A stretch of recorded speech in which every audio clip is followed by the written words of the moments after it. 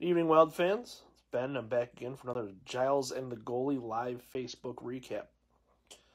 Um, Wild win 3-2 in Detroit, which is a win.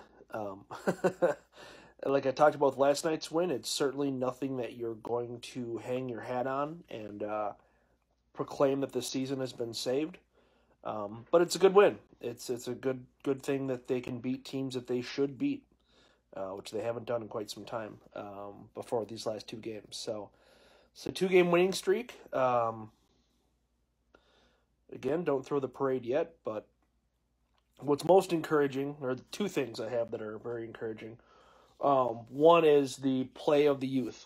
We're talking Jules Eriksson really coming into his own. God damn it. Some technical issues here. We're talking Luke Cunnin coming into his own. We're talking Ryan Donato making a splash in his second game. Another assist, 3 points in 2 games. That first Wild goal is going to be a sweet one. I think people are going to enjoy it. That stuff is huge. I mean, if you want to look for some kind of silver lining, some kind of guiding light with this Wild team as they maybe start to sell off some pieces, that's it. I mean, really, then the fact that they're aligned, playing together and playing very well is huge. I don't think that can be understated. Another big thing is Devin Dubnyk kind of getting a little bit on the right track. Last night against the Rangers, he looked okay. He let in a goal, but it was a pretty decent night. Tonight, we allowed 2 goals. Brand. But I think that it was maybe a better game out of him. He didn't face many shots, but it seemed like he came across some really solid scoring chances that he stopped. Obviously had the very boneheaded Stalock-like play where he coughed up the puck and Granlund had to save his bacon, but all's well that ends well on that. So, but otherwise, solid play by him in the nets tonight. If he can somehow, some way, right the ship on the season, this still could be a playoff team. We forget because he's been so terrible this year, and it's really hard to think about the Wild as a playoff team, even though they are in a playoff spot right now.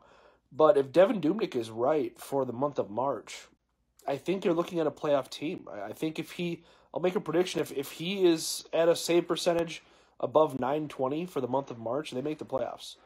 And almost in spite of anything else they do, without Matt Dumba, without Mikko Koivu, without Eric Stahl, very likely, unless they absolutely give away, most of the rest of the talent on this roster, obviously. So that's something that's worth kind of considering as well.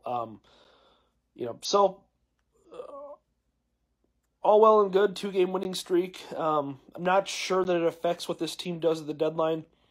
Obviously, Coyle's already gone. Stahl, I think, is probably gone as well. But we'll see. It's entirely possible Stahl sticks around for whatever reason. Paul Fenton not getting the right deal or him legitimately wanting to stay. I don't know where that situation is at. So 3 stars on the night. I'm going to go with Luke Cunnin, goal and an assist. Great night. Jordan Greenway had an incredibly sizzling goal. Give him a star. And Eric Stahl, getting off the schneid. Hasn't scored in 11 games. Finally scored the game winner tonight. So all 3 goal scorers get all 3 stars. Honorary star to Devin Dubnyk for, again, a good performance tonight. Even though he didn't face a ton of shots. It's good to see him get back onto some kind of winning way. And maybe, just maybe, he'll get his confidence back, and we'll see. But that'll do it. Short and sweet tonight. Thanks for listening. Thanks for downloading. Thanks for watching these videos. Again, a reminder, we'll be recording on Monday afternoon, evening, sometime after the trade deadline dust has settled. So look forward to a new podcast from us on Monday night, or perhaps even Tuesday morning, depending on how editing goes, rather than your usual Sunday night, Monday morning.